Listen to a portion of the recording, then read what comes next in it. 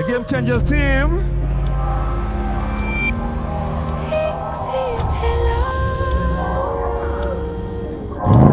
Leo kazi ipo.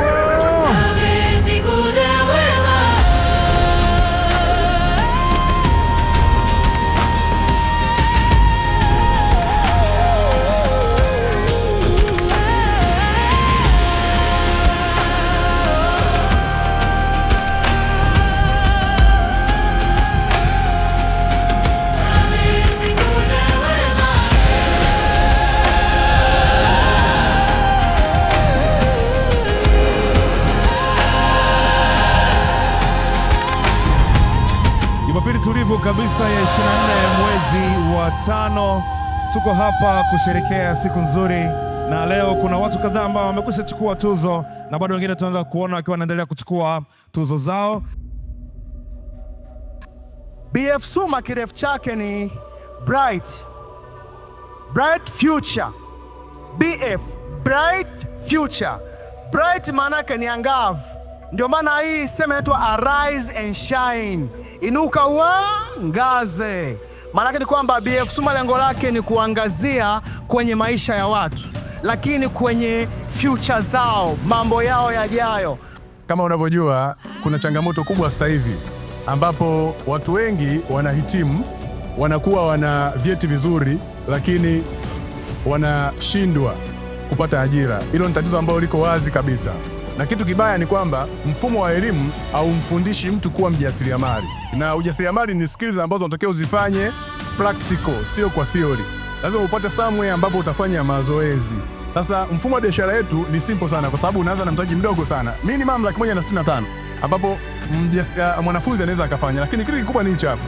Hichi ni chuo cha ujasiriamali kwa sababu huyu mwanafunzi atafundishwa kuuza, kutumia mitandao ya kijamii, kuzungumza na watu, kucelebrate au kushangilia mafanikio na kuota ndoto. Na ndio maana kuna vijana wengi sana unaowaona hapa. Kuna crisis kwenye jamii yetu ya Gen Z ambao wana elimu, wana exposure ila hawajui wafanye nini.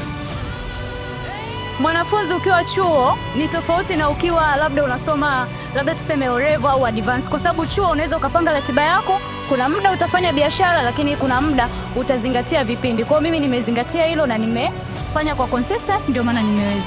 Kwa unapopata chance ya kufanya biashara na ukashirikishwa, acha kuuliza, unamuuliza mtu ambaye hajawahi kufanya biashara, hata kushauri chochote. Miaka yote kwa kadri inavyoenda, vijana ndio wamekuwa hatma ya taifa lolote lile.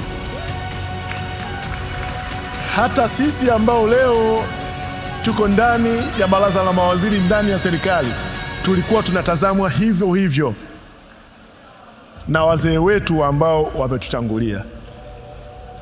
Hawafanyi hivyo kwa sababu hawatupendi. Wanafanya hivyo kwa sababu ya mapenzi kwa taifa lao na hofu yao kuhusiana na changamoto za mabadiliko ya sayansi na teknolojia. Ndugu zangu, jambo ambalo mnalifanya ni kubwa. Bidhaa ambazo mnashughulika nazo,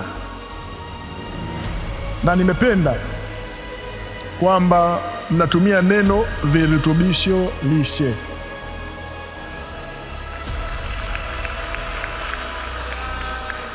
Na mmesema hapa kwamba haya si madawa.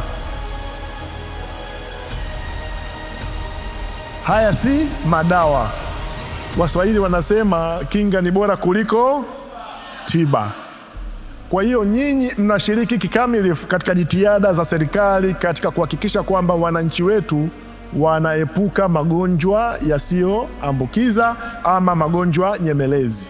Sisi kama serikali tutaendelea kuunga mkono, lakini pia kushiriki kikamilifu katika kuondoa vikwazo vyote ambavyo vinawatatiza.